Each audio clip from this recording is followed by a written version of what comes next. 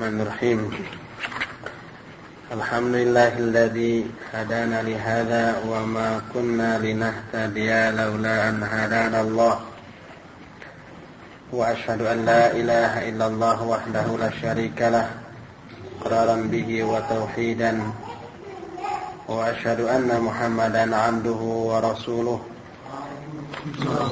Sallallahu alaihi wa ala alihi wa ashabihi وسلم تسليما مزيدا أما بعد فإن أصدق الحديث كتاب الله وخير الهدي هدي محمد صلى الله عليه وسلم وشر الأمور محدثاتها وكل محدثة بدعة وكل بدعة ضلالة وكل ضلالة في النار.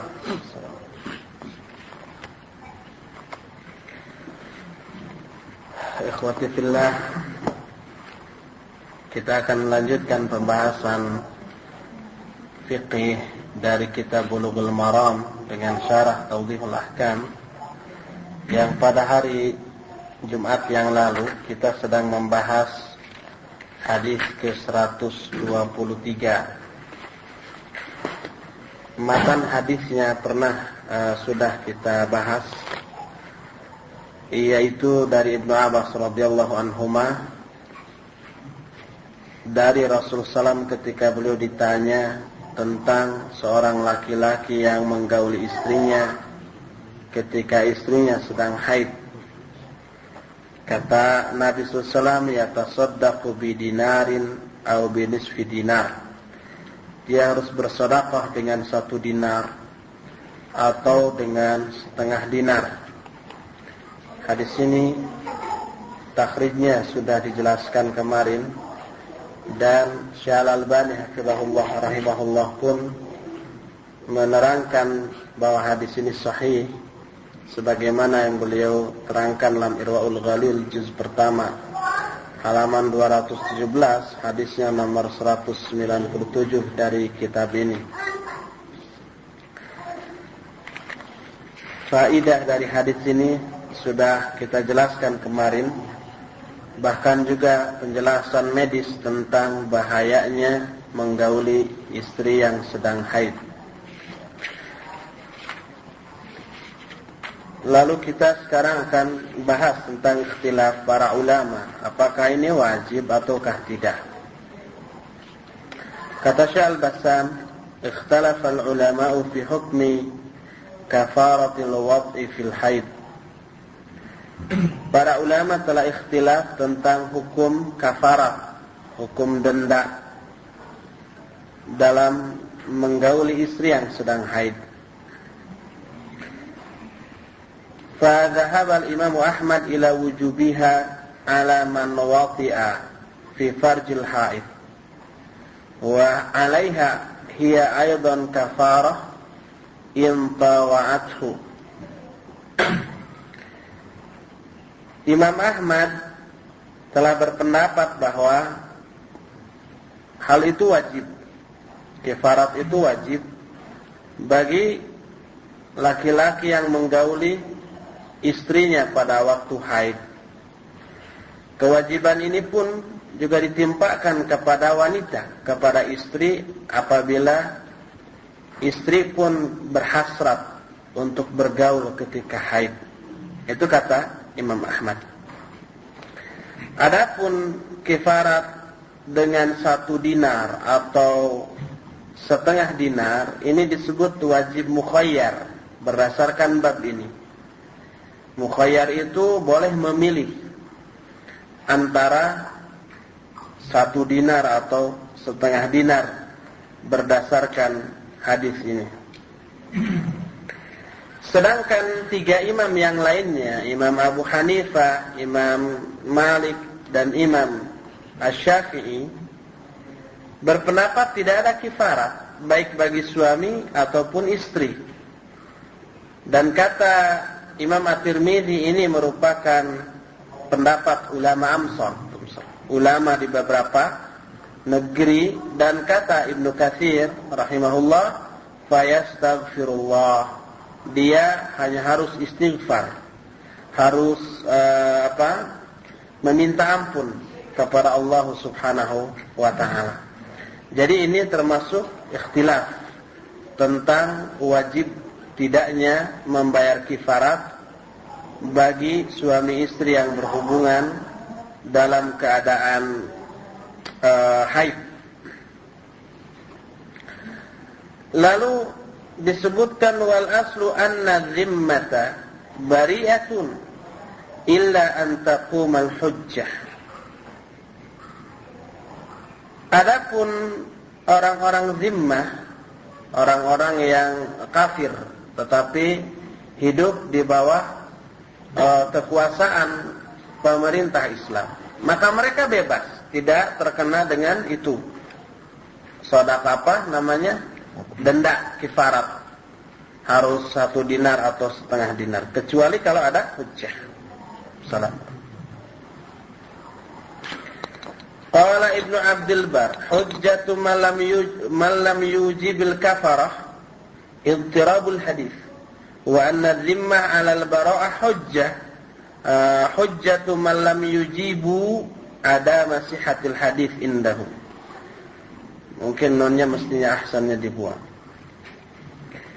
Kata Ibnu Abdul Bar, hujjah bagi orang-orang yang tidak mewajibkan kifarat adalah karena hadis ini mudharib. Mudharib itu artinya goncang. Adapun bahwa zimmah itu terbebas dari denda tadi, ini merupakan hujjah bagi orang-orang yang tidak mewajibkan karena tidak sahnya hadis ini menurut mereka, tidak sahihnya. Ammal mujibun fayarawna sihhatal hadis wa annahu salihun li ijabi hukmin syar'i.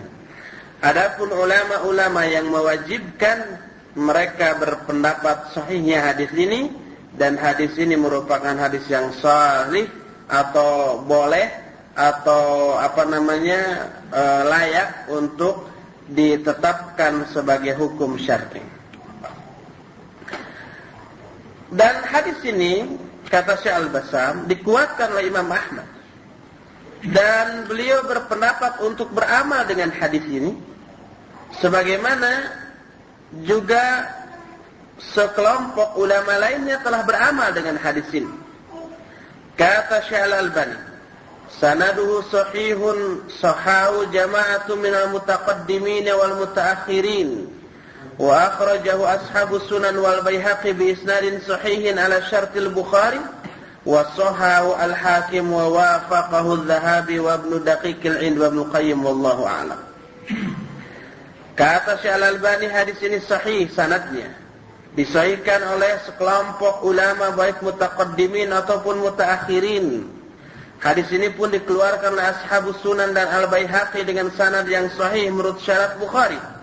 Hadis ini pun disahihkan oleh Al-Hakim dan disepakati oleh Adz-Dzahabi, Ibnu Daqiq al-'Id serta Ibnu Qayyim wallahu a'lam. Jadi karena hadis ini sahih, maka dia harus dijadikan pegangan untuk menetapkan hukum dalam masalah ini. Lalu tentang ikhtilaf para ulama dalam hal apakah 1 dinar atau setengah dinar, apakah ini takhir, boleh memilih, maka dalam hal ini ada 2 pendapat.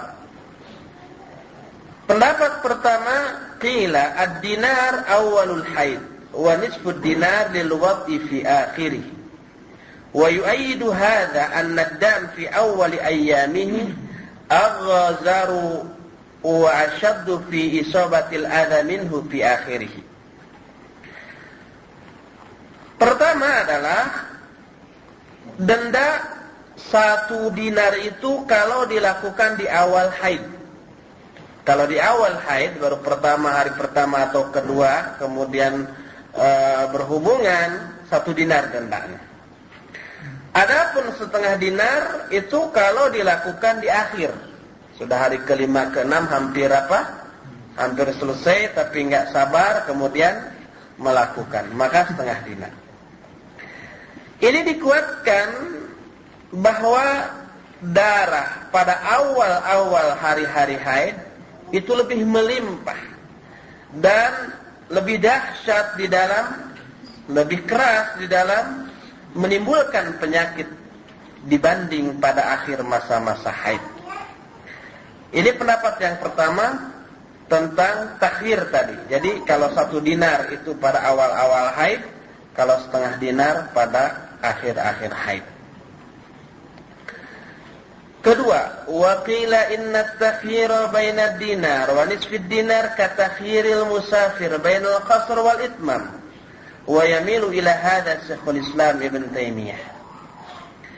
Bahwa takhir atau boleh memilih antara 1 dinar atau setengah dinar, ini tak ubahnya seperti seorang musafir.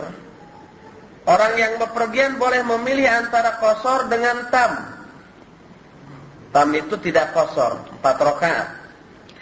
Dan yang cenderung kepada pendapat ini diantara adalah Syekhul Islam Ibn Taimiyah. Jadi ini termasuk wajib mukhayyar.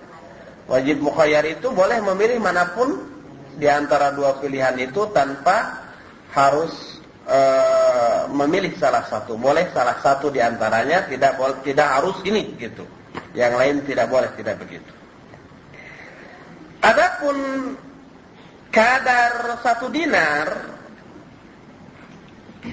kalau ditimbang kira-kira 4/4 gram. 4/4 gram. 4 gram seperempat. 4 gram seperempat atau 4,25 gram. Dan Asy-Syaikh memilih pendapat ini dan disebut la yujzi'u illal madrub. Tidaklah mencukupi kecuali dibayarkan madrubnya, harganya. Madrub itu apa? Kalau dinar kan uang emas. Kalau sekarang di Arab Saudi sini bukan dinar tetapi real. Yang dinar itu di Kuwait. Tapi beda kadarnya atau kursnya dengan yang ditetapkan di sini. Jadi madrub itu artinya harganya. Anggap saja kalau emas sekarang 60.000 kali 4,25 gram, kira-kira 300 ribuan. Karena di sini li'anna dinar ismun lil madrub wastadharahu fil furu'. Jadi dinar ini merupakan nama mata uang. Bukan mata uang, bukan apa namanya? Bukan uang, tapi nama dari mata uang. Dinar itu 4,25 gram emas. Itu harganya segitu. Berapa real kalau di real Saudi, berapa rupiah kalau dirupiahkan, berapa dolar kalau didolarkan. Amal masyhuru minal madhab fayujzi'ul madrub wa ghairuhu au qimatuhu minal fiddati faqat wallahu a'lam. Adapun yang masyhur dari madhab Imam Ahmad cukup dicukupi baik madrubnya ataupun harganya dari fiddah atau dari perak yang seharga dengan timbangan 4,25 gram emas tadi. Wallahu a'lam. Itulah ikhtilaf para ulama tentang masalah itu. Kita anggap selesai pembahasan hadis ke-123 tadi. Kita teruskan ke hadis nomor 124. Hadis nomor 124 ini diterima dari Abu Sa'id Al-Khudri radhiyallahu anhu. Dia berkata bahwa Rasul sallallahu alaihi wasallam bersabda, "Alaysa idza hadatil mar'ah lam tusalli wa lam tasum." Muttafaqun alaih. Bukankah seorang wanita apabila dia haid, dia tidak boleh sholat dan tidak saum? Hadis ini muttafaqun alaih dari suatu hadis yang panjang. Lengkapnya hadis ini dari Abu Sa'id Al-Khudri. Lafaznya lafaznya adalah kata Abu Sa'id, kharaja Rasulullah sallallahu alaihi wasallam fi adha aw fi fitr ila al-musalla.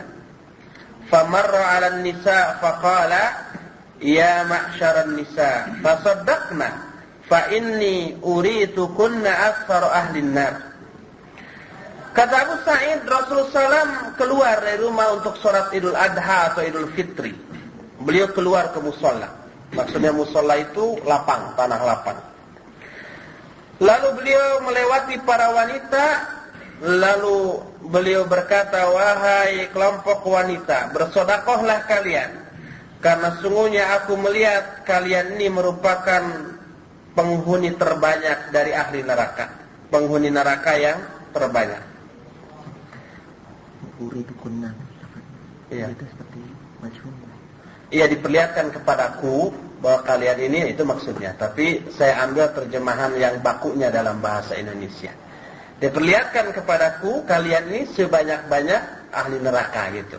Lalu saya tadi terjemahkan, aku melihat kalian ini, ya aku diperlihatkan kepadaku kalian merupakan penghuni neraka yang paling banyak.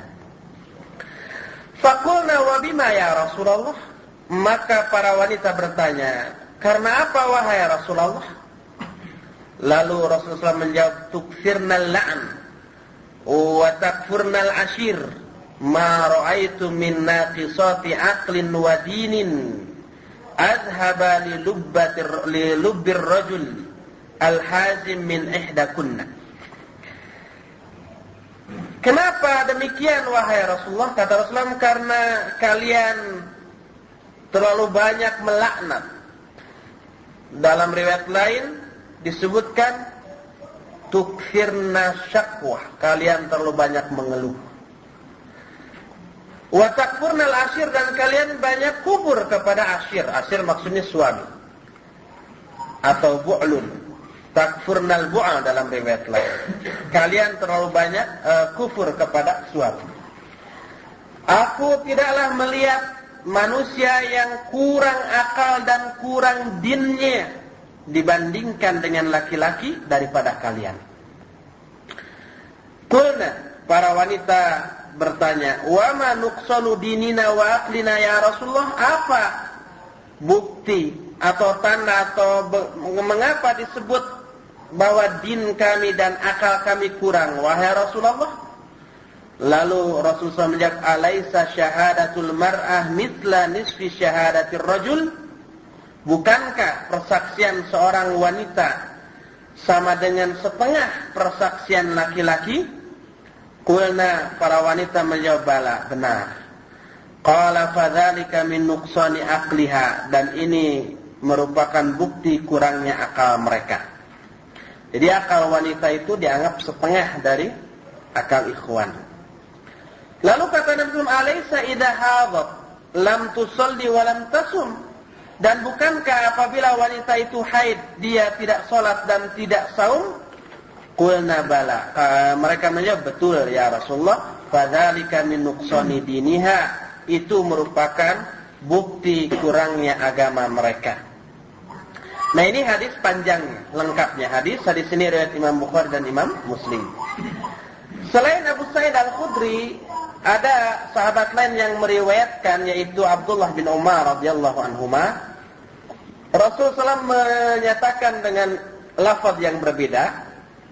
Kata Rasulullah SAW, ya ma'syaran nisa, tasaddaqna wa aktsirnal istighfar fa inni ra'aitukunna. Al-hadits mithlahu illa annahu qala wa tamkuthul layali ma tusalli wa tuftiru fi Ramadan fa hadha nuqsanuddin. Kata Rasulullah SAW, wahai para wanita, bersedekahlah kalian dan perbanyaklah istighfar, karena sungguhnya aku melihat kalian adalah sebanyak-banyak penghuni neraka.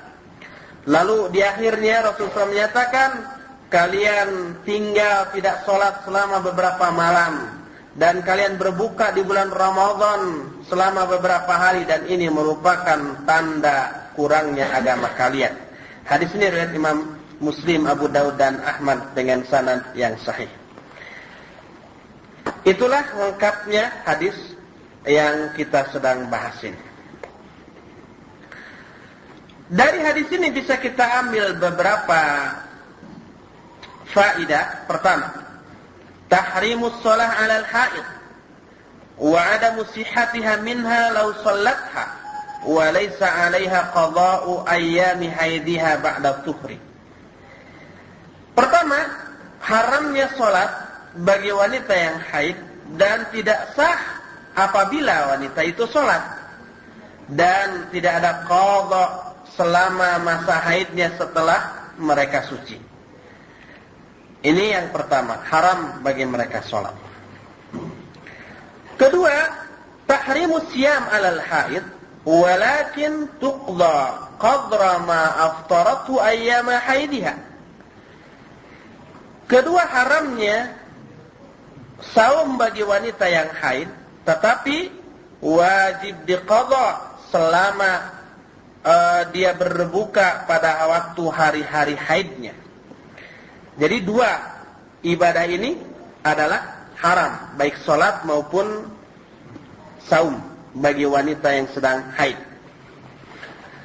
Ketiga, berkata Imam Ibnu Munzir dan Al-Wazir Ibnu Hubairah dan An-Nawawi, ajma'al ulama'u ala wujubi qada'is saum 'ala al-haid wa suquti fardhi shalah anha fi ayyami haidiha lima fi sahihaini an Aisyah radhiyallahu anha annaha qalat kunna nu'maru bi qada'is saum wa la nu'maru bi qada'is shalah. Kata mereka, para ulama telah ijma tentang wajibnya mengqadha saum bagi wanita yang haid dan gugurnya kewajiban salat bagi wanita haid selama masa haid, berdasarkan hadis riwayat Bukhari dan Muslim dari Aisyah radhiyallahu anha. Kata Aisyah, dulu kami diperintah untuk mengqadha saum dan tidak diperintah untuk mengqadha salat. Kata para ulama, al-farqu bainahuma anna as-salata tataqarrar wa lam yujab qada'uha lil haraj bi khilafis saum wallahu a'lam. Perbedaannya kenapa salat tidak diqadha sedangkan saum diqadha? Perbedaannya karena salat itu berulang sehari 5 kali. Kalau 7 hari berarti 35 kali. Sedangkan karena salat itu berulang, tidaklah diwajibkan mengqadha karena sulitnya melaksanakan hal itu. Berbeda dengan saum. Kalau saum bilangannya ini mudah. Wallahu a'lam. Apakah semua kaum muslimin sepakat tentang tidak wajibnya diqadha baik salat ataupun saum? Ternyata tidak. Yang ijma itu, yang sepakat itu hanya ulama. Ada sebagian kaum muslimin yang berpendapat tetap harus salat atau minimal boleh salat dan tetap boleh saum. Nah, yang berpendapat seperti ini adalah Haruriyah yang dikenal dengan sebutan lain yaitu Khawarij. Syekh Al-Albani rahimahullah di dalam Irwaul Ghalil juz pertama halaman 221, ketika membahas tentang hadis ini, beliau memberikan sedikit komentar atau agak banyak komentar tentang pendapat Haruriyah atau Khawarij yang membolehkan salat dan saum bagi wanita yang sedang haid. Haruriyah itu bentuk muannats dari Haruri, dinisbatkan kepada satu tempat yang bernama Harura. Harura ini berjarak kira-kira 2 mil dari Kufah. Wa yuqalu liman ya'taqidu madhhab al-Khawarij Haruri. Dan orang-orang yang mempunyai i'tikad madhab Khawarij disebut Haruri. Kenapa?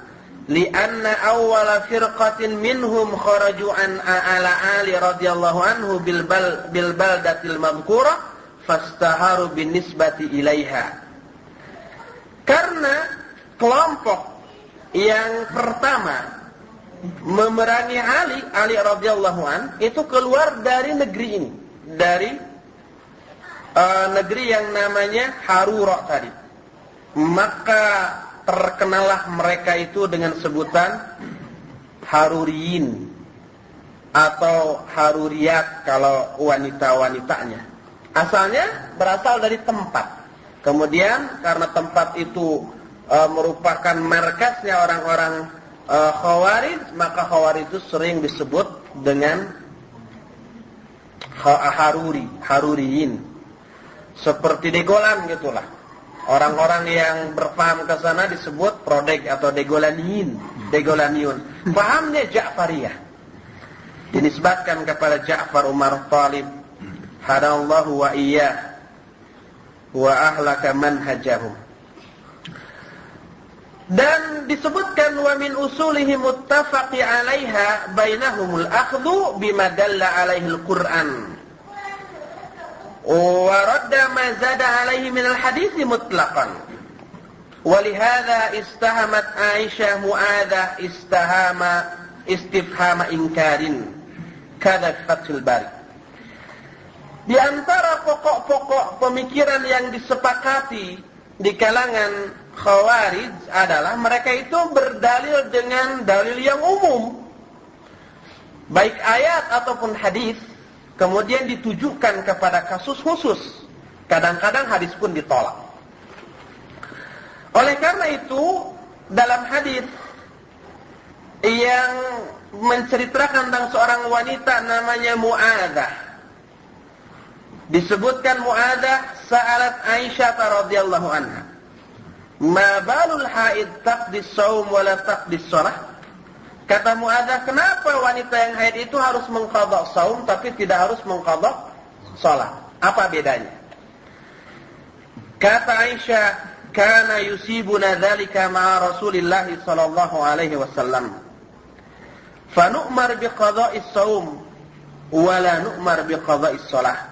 Dulu kami pun mengalami hal itu di zaman Rasul sallam, lalu beliau memerintah kami untuk mengqadha shaum dan dan tidak harus mengqadha salat. Bahkan di dalam salah satu riwayat Aisyah menyatakan, "Anti Haruriyah? Apakah engkau ini Haruriyah?" yaitu Khawarij tadi. Ini menunjukkan bahwa istifham atau pertanyaan Aisyah kepada Mu'adzah ini disebut sebagai istifham ingkari. Istifham atau pertanyaan untuk mengingkari apa yang ditanyakan oleh Mu'adzah tersebut. Ini diterangkan di dalam kitab Fathul Bari yang kemudian dinukil oleh Syekh Al-Albani rahimahullahu ta'ala. Lalu kata Syekh Al-Albani, wa inkaru Aisyah 'alaiha imma li'ilmiha annahum kanu yujibuna al-qadha 'ala al-haid faqad haka Ibnu Abdul Bar al-qawla bidzalika an ta'ifati min al-khawarij wa imma li'ilmiha bi anna usulaha taqtadi dzalik wa qad yuqalliduhum fi hadhihi ad-dalalah ba'd al-mu'asirin mimman yad'i al-islam faqad sami'tu ahadahum yaqul annahu amara ihdal muallimat bi an tusalliya wa hiya haid bihujjatin annaha dakhilatun fi umumil adillatil amirah bis salati fil Qur'an wa laysa hunaka ayyu dalilin bi za'mi yastasnil haid min dhalik falamma aradathu bihadzal hadits a'rada wa nawa bi janibihi fa ila Allahil mustaka min fasadiz zaman wa tughyanil jahli bi ismil ilm wa idza qila lahum la tufsidu fil ardi qalu innama nahnu muslihun ala innahum humul mufsiduna walakin la yash'urun. Kata Syekh Al-Albani, pengingkaran Aisyah terhadap Mu'adzah ini ada dua kemungkinan. Pertama, Aisyah mengetahui bahwa mereka itu orang-orang Haruriyin atau Khawarij mewajibkan qadha salat bagi wanita yang haid.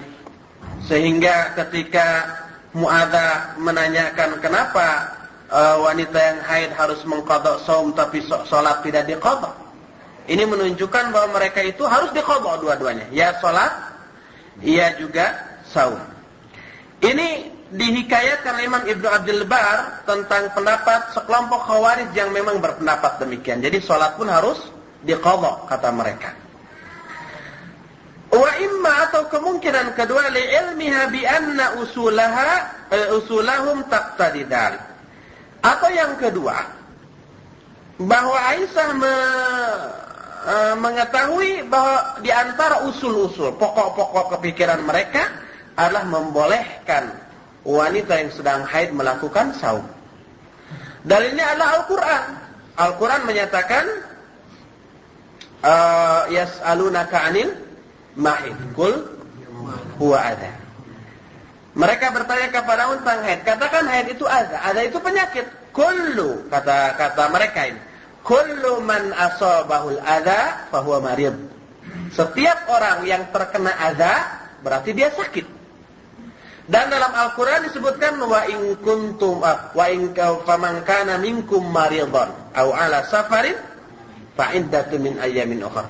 Kalau di antara kalian ada yang sakit atau safar, maka dia boleh tidak saum tapi harus mengqadha. Jadi ya, wanita yang haid dibolehkan tidak saum kemudian mengqadha, tapi boleh juga saum. Orang yang sakit tidak ada halangan untuk melakukan saum kalau sakitnya itu tidak akan memperparah dari saumnya, dan haid tidak akan memperparah saumnya. Dan saum bagi wanita yang haid tidak akan memperparah haidnya, maksudnya begitu. Tidak akan memperparah penyakit. Jadi diambil dari Al-Qur'an yang umum maknanya, kemudian ditatbik, diterapkan kepada masalah khusus. Dan telah mengikuti pendapat yang sesat ini sebagian orang-orang pada zaman sekarang, mimma yadda'il islah, yang mengaku-ngaku mereka itu mengadakan islah, perbaikan. Bahkan kata Syekh Albani, aku mendengar salah seorang mereka berkata bahwa salah seorang ustazahnya memerintah wanita-wanita muridnya untuk sholat padahal sedang haid. Hujahnya karena di dalam Al-Quran ayatnya umum memerintah sholat, dan tidak ada yang mengecualikan dari perintah umum itu, aqimus sholat. Tidak ada umpamanya illa antakuni haidon umpamanya, kecuali kalau kamu sedang haid. Tidak ada seperti itu.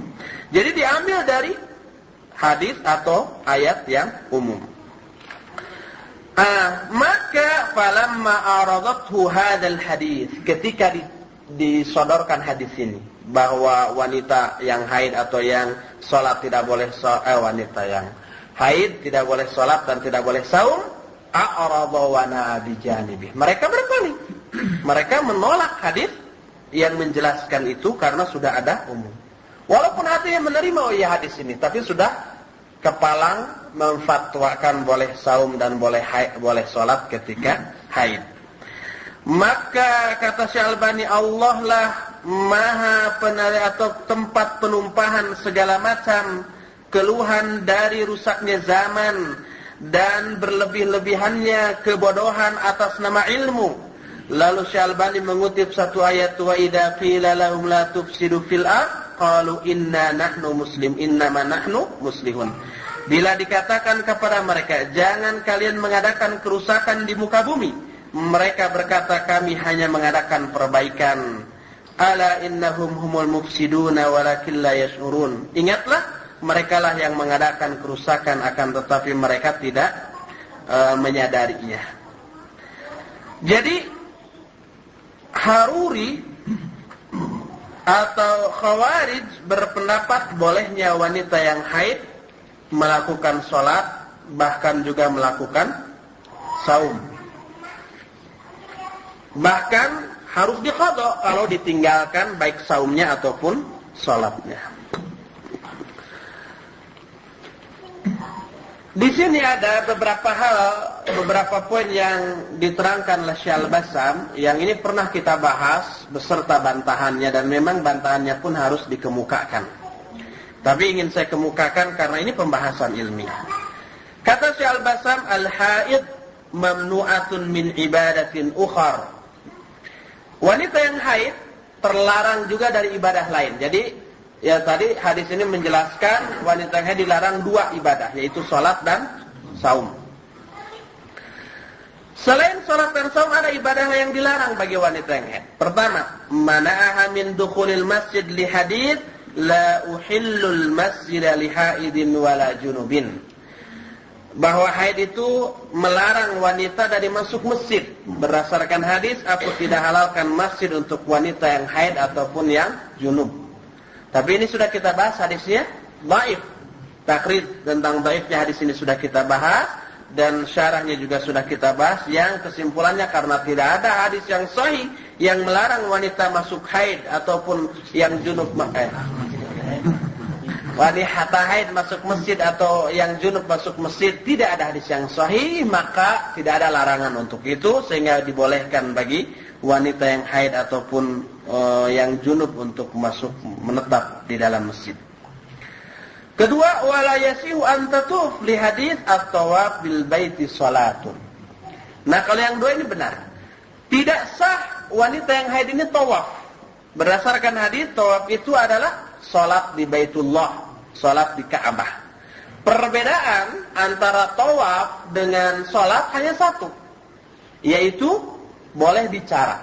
Kalau tawaf boleh bicara, kalau salat tidak boleh bicara. Kalau bicara batal kalau sholat. Tapi kalau tawaf boleh bicara, ngobrol begitu. Tapi tentu saja yang paling utama berdoa. Apa doanya? Tidak tertentu, bebas. Kecuali dari Ruknul Yamani sampai ke Hajar Aswad ada doa khusus yang dicontohkan, yaitu membaca Rabbana atina fid dunya hasanah fil akhirati hasanah wa qina adzabannar gitu. Selain itu bebas doanya. Kalau menentukan doa tertentu di selain Ruknul Yamani dan Hajar Aswad, maka itu masuknya bid'ah. Nah, tetapi syarat lain bahwa harus suci itu sama. Salat harus suci, tawaf pun harus suci. Dan wanita yang haid tentu saja tidak sedang suci, maka tidak boleh tawaf ketika haid. Ketiga, mana'aha min qiraatil Qur'an li hadis Ibnu Umar, wala taqra'ul haid walal junub syai'an minal Qur'an. Haid juga melarang wanita dari membaca Al-Qur'an berdasarkan hadis Ibnu Umar. Wanita haid atau yang junub tidak boleh membaca sedikit pun dari Al-Quran. Ini pun sudah kita bahas, hadisnya semuanya dhaif, tidak ada yang sahih, sehingga boleh wanita yang haid ataupun yang junub untuk membaca Al-Quranul Karim. Keempat, la yamassul mushaf li hadis Amr,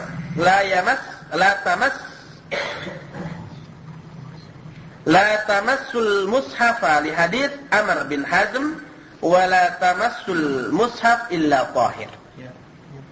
Wala yamassul mushaf illa tahir.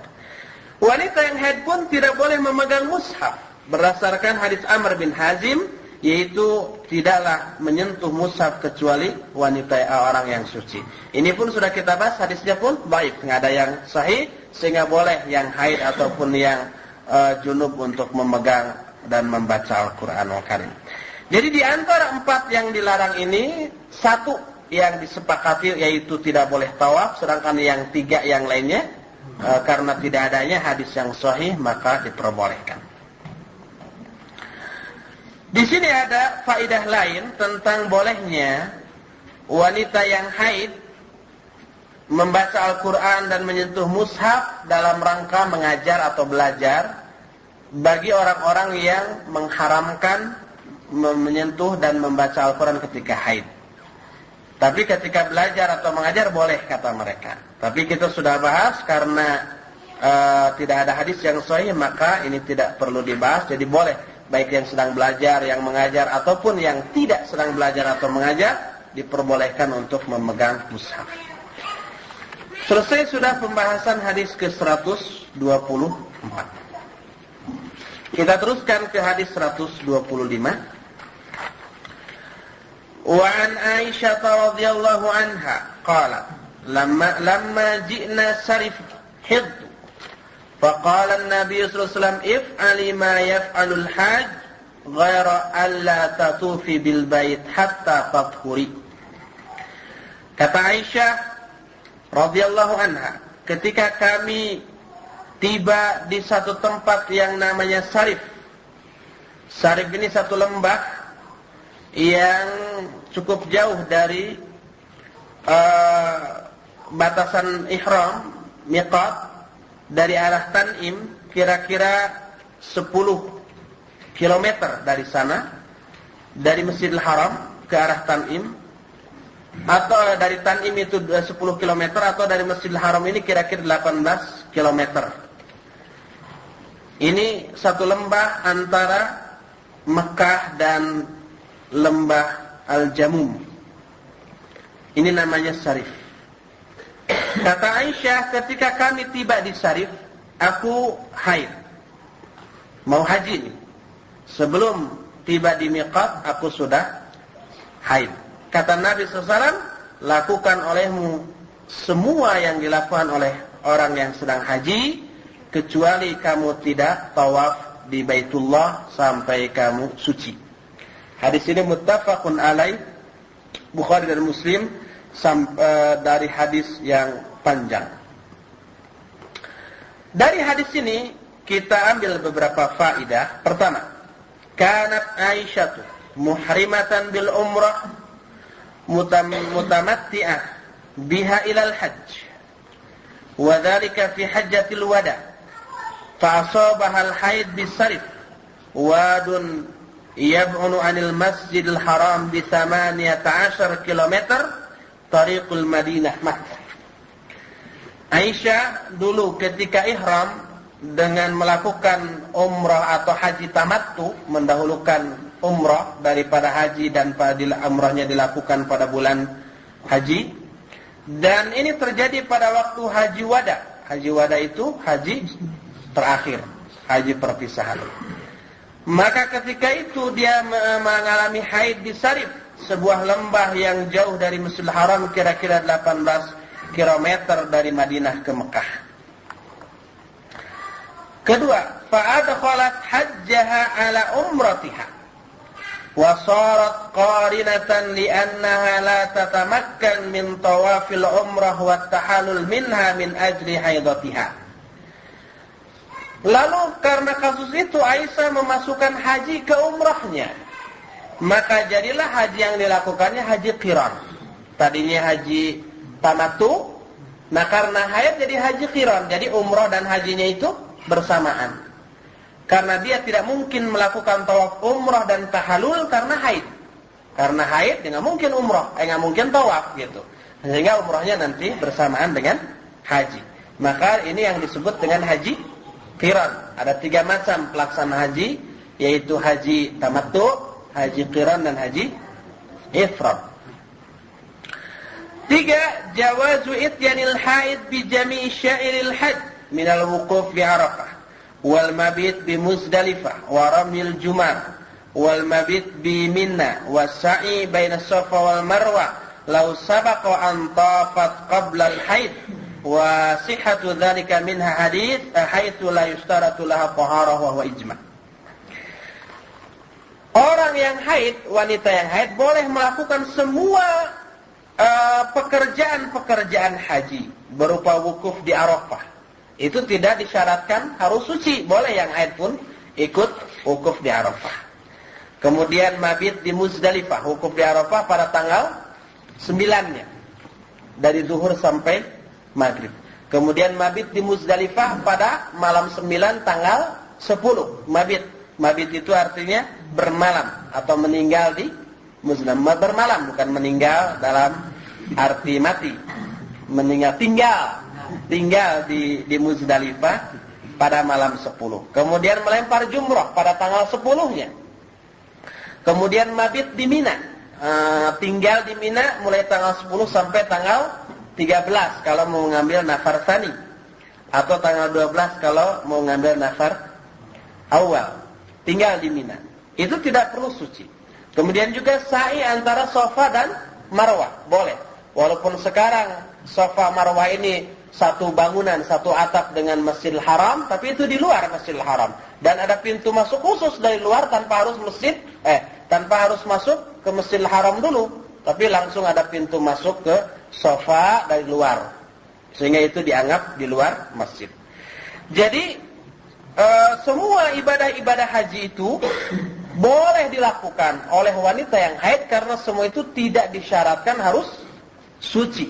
Boleh berhadas pun melakukan semuanya itu. Kecuali satu saja, yaitu tawaf. Kalau tawaf memang harus suci dari hadas kecil apalagi besar. Dan tawaf ini paling-paling hanya dilakukan 3 kali selama haji ini. Pertama tawaf kudum, tawaf yang pertama kali masuk Masjidil Haram. Kedua nanti tawaf ifadah, yaitu setelah melakukan jumrah atau tahallul di Mina tanggal 10, langsung ke Mekah melakukan tawaf ifadah.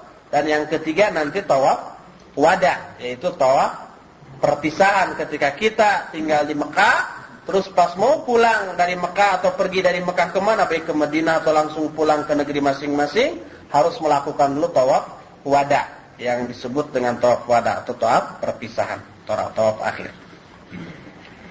Itu semuanya boleh. Keempat, tahrimut tawaf alal haid wa adamu sihhatihi minha. Hadis ini pun menunjukkan haramnya tawaf bagi wanita yang haid dan tidak sah tawaf baginya. Kelima, ihtiramul bait wa ta'zimuhu wa alla ya'tiyahul muslimu illa ala ahsani hayatin wa atammi taharatin. Ya bani Adam, khudhu zinatakum inda kulli masjidin. Kelima, hadis ini pun memberi faidah tentang terhormatnya dan agungnya Baitullah atau Ka'bah ini, sehingga tidaklah seorang muslim mendatangi Ka'bah ini kecuali dalam bentuk sebaik-baiknya dan dalam kesucian yang sesempurna-sempurnanya. Dalam surah Al-A'raf disebutkan, "Hei Bani Adam, ambil perhiasan-perhiasan kamu setiap kali kamu masuk masjid." Lalu kata Syekh Al-Bassam, "Wa kana fil Arab hatta fi jahiliyatiha tu'azzimuhu wa la tatufu bihi fi thiyabiha allati asatillaha fiha. Wa inna ma yasta'iruna thiyaba Quraisyin yatufuna biha." Mereka kalau datang ke Ka'bah dari tempat jauh, mau tawaf, lalu sudah dipakai maksiat, mereka pinjam ke orang-orang Quraisy di sana, lalu tawaf dengan pakaian pinjaman itu. Kalau nggak ada, mereka lebih baik telanjang sambil tawaf. Jadi mereka melakukan tawaf sambil telanjang itu karena terlalu mensucikan, menganggap suci Ka'bah, sehingga baju yang pernah dipakai maksiat tidak boleh dipakai tawaf, lebih baik telanjang, katanya begitu. Inilah penjelasan hadis ke 125, dan masih ada 2 hadis lagi yang berkaitan dengan masalah haid dan sekaligus nifas, yang penjelasannya sangat panjang, tidak mungkin kita selesaikan dalam waktu semenit yang tersisa. Insyaallah 2 hadis terakhir ini kita akan selesaikan hari Jumat yang akan datang biidznillah. Sekarang kita buka atau manfaatkan forum waktu yang tersisa untuk tanya jawab.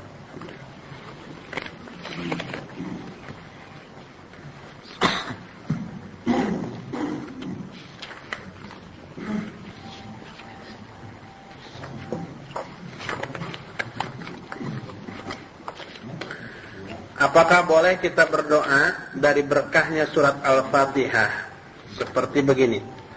Marilah kita doakan saudara-saudara kita yang sedang sakit atau yang sedang terkena musibah dengan membaca berkahnya surah Al-Fatihah. Tolong dijelaskan dalilnya. Jadi membaca Al-Fatihah dan berkahnya untuk yang sakit.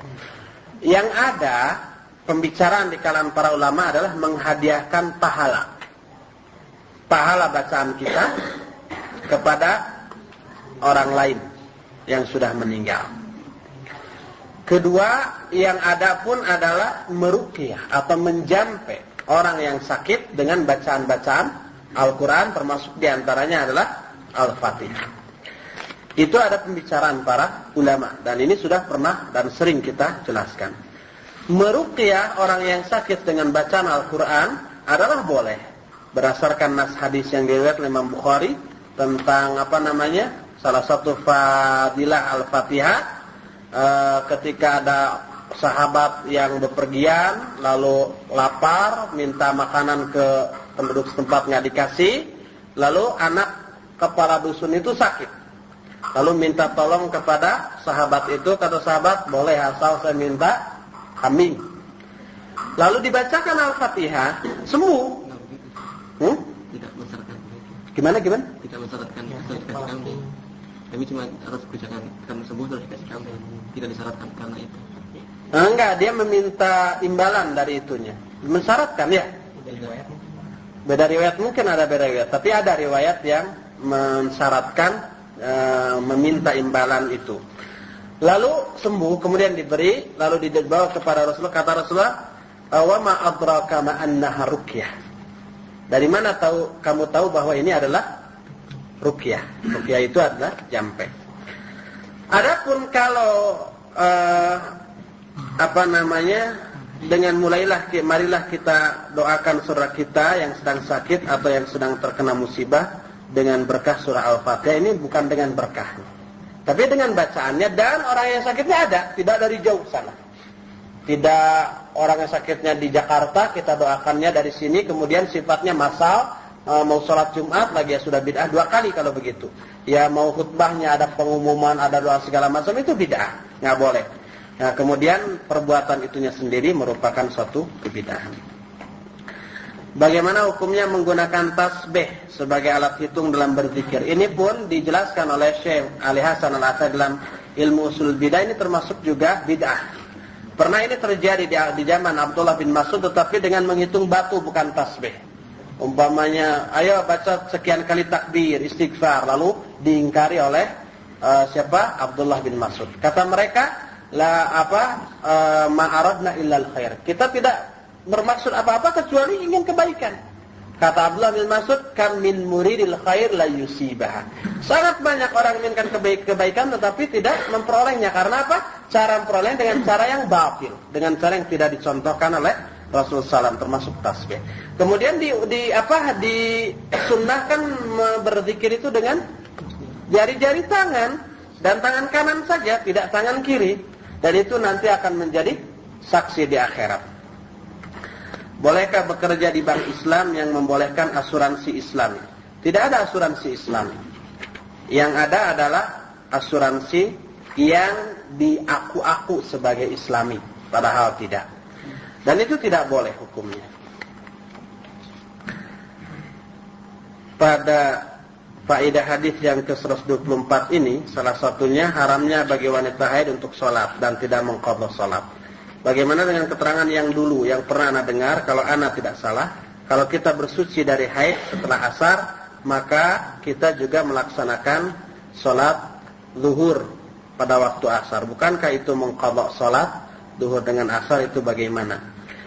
Iya, itu bukan mengqadha, tetapi disebutkan bahwa zuhur dan asar adalah 2 sholat yang karena ada uzur syar'i boleh dijamak, takdim atau takhir. Dan haid termasuk uzur syar'i yang masih mungkin untuk dilakukan. Itu penjelasan dikemukakan oleh Syekh Al-Utsaimin di dalam kebiasaan darah wanita ya. Haid juga, coba aja baca haid. Haid kalau istihadah mah bukan dijama, boleh dilakukan pada waktunya. Jika seorang sakit dan tanpa disadari dia meninggalkan sholat sehari semalam 5 waktu, apakah sholatnya harus diqadha? Selama sakit, dia tanpa disadari dia meninggalkan sholat, pingsan mungkin ya, koma sampai 4 tahun gitu ada. Kalau komanya segitu enggak. Tapi kalau pingsan sehari semalam, dia mengqadha sebatas yang mampu dia lakukan pada hari-hari yang lainnya. Bagaimana kebenaran atau keabsahan dari selebaran tentang Ja'far Umar Thalib di mana isinya mengenai aib masalah-masalah beliau? Iya, semua selebaran apa ya? Mana ya? Yang kemarin dari datang itu betul, semuanya betul. Dan itu hanya sebagian kecil saja dari muskilah atau subhat-subhat mereka. Sebagian kecil, tidak ada 10%. Dan yang lainnya yang lebih dahsyat dari itu banyak. Dan saksi-saksi tentang benarnya itu puluhan orang, mungkin saja ratusan. Apa benar ucapan Ja'far tentang ancaman akan keluar dari ketaatan kepada Gus Dur bila keinginan untuk dia di Ambon dihalang-halangi? Tanya ke mereka harusnya. Mereka ini nampaknya sudah menghalalkan darah yang lainnya. Di Cirebon ada seorang ustaz yang menentang bukan menentang, mempertanyakan pengambilan sumbangan dari mobil-mobil dan diserang, mau dibunuh. Sampai tapi alhamdulillah tidak terbunuh. Kemudian 3 kali sehari itu, kemudian setelah itu datang Ja'farnya yang disebut sebagai panglima tertinggi Laskar Jihad Ahlus Sunnah wal Jamaah. Lalu akhirnya damai. Kalau memang itu ahlul bid'ah, si dai tadi, Salim Bajri namanya, nggak boleh damai begitu. Kalau masalah manhaj, oh ini menunjukkan bukan menyangkut manhaj pribadi saja, sampai menghalalkan darah. Sampai dimuat dalam koran 2 kali, yaitu PR edisi kapan, dan ini ada yang rajin memfotokopi dan menempelnya gitu ya. Dan itu benar. Saya juga telah tabayun langsung ke orang Cirebon yang menghadiri atau menyaksikan peristiwa itu langsung. Mereka telepon, kemudian saya tanya, ini betul begitu. Apakah mempublikasikan aib-aib seorang itu cara-cara salaf dalam nasihati umat? Ada Imam An-Nawawi dalam bab ghibah dalam Riyadhus Shalihin, bab ghibah, kitabul ghibah, ada satu bab ma yubahu minal ghibah, ghibah-ghibah yang dibolehkan. Di antaranya kalau seseorang sudah terang-terangan, sudah nyata-nyata sesatnya, tapi hanya orang-orang alim saja yang tahu, yang awam tidak tahu bahwa dia itu sesat dan kesesatan sudah menyebar, maka bukan boleh kita menyebarkan kesesatannya, tapi harus, karena ini termasuk amar ma'ruf nahi munkar. Kalau kita diam, orang awam bisa terpedaya, tertipu dengan kesesatannya. Harus kita bongkar kesesatannya agar orang-orang pun tahu, oh ini tuh sesat, yang haknya begini. Jangan diikuti, yang harus diikuti adalah yang benarnya. Dan itu dijelaskan di dalam hadis-hadis yang kemudian disusun oleh Imam An-Nawawi dalam Riyadhus Shalihin, Kitabul Ghibah, bab ma yubahu minal ghibah. Bagaimana kita bersikap terhadap Ja'far dan pengikutnya dan bagaimana manhajnya? Manhaj Ja'far salafiyatul aqidah, hadadiyatul manhaj. Akidahnya salaf, tetapi manhajnya itu haddadi, yaitu dinisbatkan kepada Mahmud bin Haddad. Di dalamnya ada karakter khawarij, tapi kita tidak menuduh, pribadi saya minimal tidak menuduh dia khawarij, tapi di dalam diri ada nau'min anwa'i bid'iyatil khawarij. Ada salah satu jenis kebidaan khawarij berupa sekarang keluar dari ketaatan ke hukum, ke hukumah ya, dengan jihad ke Amwan tanpa izin hukumah. Kemudian yang kedua menghalalkan darah orang lain. Kemudian yang ketiga mengambil dalil-dalil umum untuk ditujukan dalam masalah-masalah yang khusus. Dan yang lebih dahsyat dari itu, dia selalu mengatasnamakan masyayikh, kata ulama anu, tanpa ada bukti kaset atau tulisan dan yang sejenisnya. Itu. Bagaimana sikap kita? Sikap kita harus menyebarkan bahwa mereka itu hizb. Hizb itu hizbi,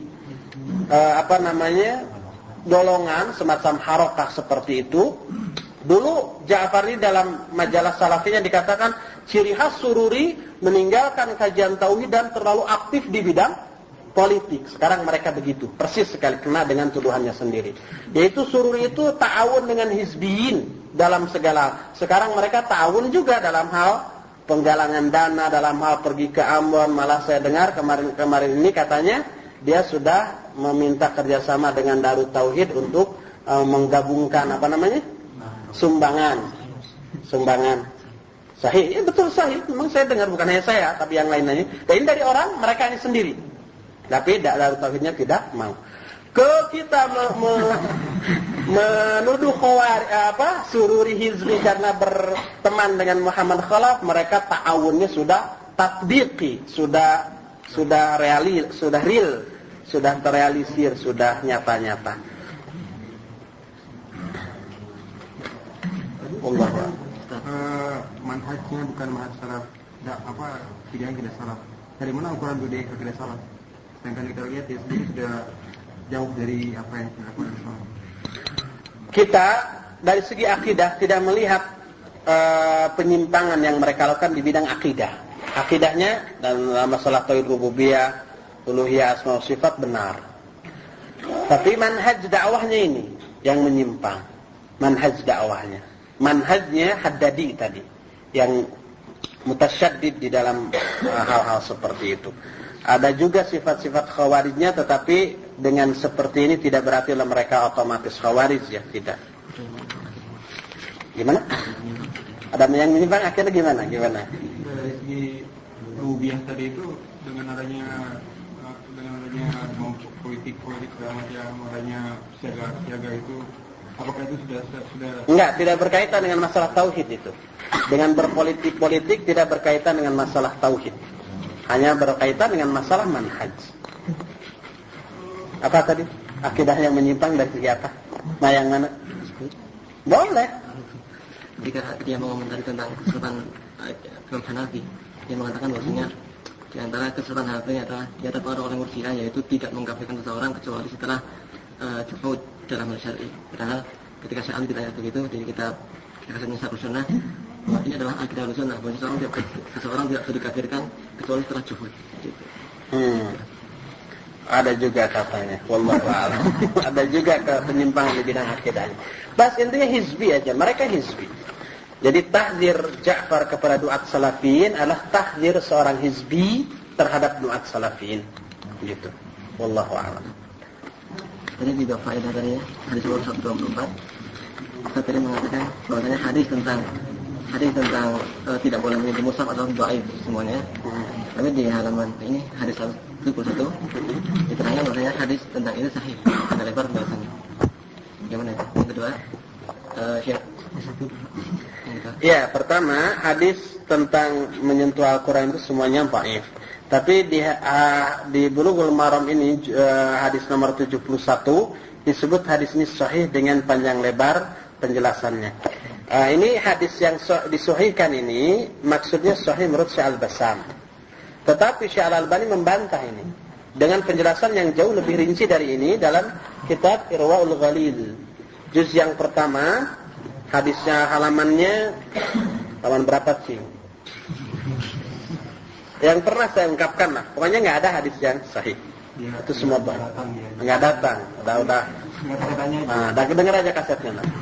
Yang kedua, saya temen di masail haid dan nifas haji umrah syarat. Dia ditanya tentang seorang wanita yang haid ketika duhur, tapi duhurnya bukan di awal waktu, di pertengahan waktu sebelum dia belum duhur. Apakah setelah masa haidnya habis dia mengqadha salatnya atau tidak? Kata Syekh Utsaimin ada dua jawaban di situ. Terus artinya boleh mengqadha salat duhur yang belum dilaksanakan. Itu pendapat pertama, dan kedua mengatakan tidak boleh mengqadha. Itu bagaimana? Ya begitu. Kemudian saya memakai yang pertama. Iya, lebih ihtiyat, kata beliau ihtiyat qadha gitu kan? Iya itu. Apa itu bukan no min alamat haruriyah? Enggak, sebab dilakukannya bukan pada masa haid, pada masa suci kan? Kalau haruriyah ini dilakukan pada masa haid. Ketika sedang haid, sedang ngocor, salat atau saum. Ini enggak, sudah suci. Gitu.